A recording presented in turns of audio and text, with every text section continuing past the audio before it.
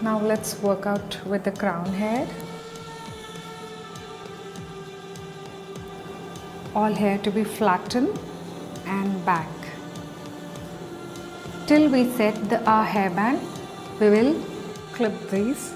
Now this side we're flipping onto our right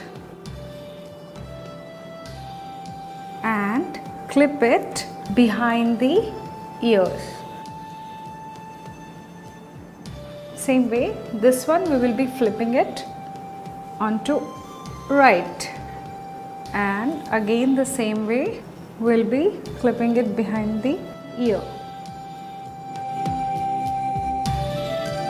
And smoothen your back hair.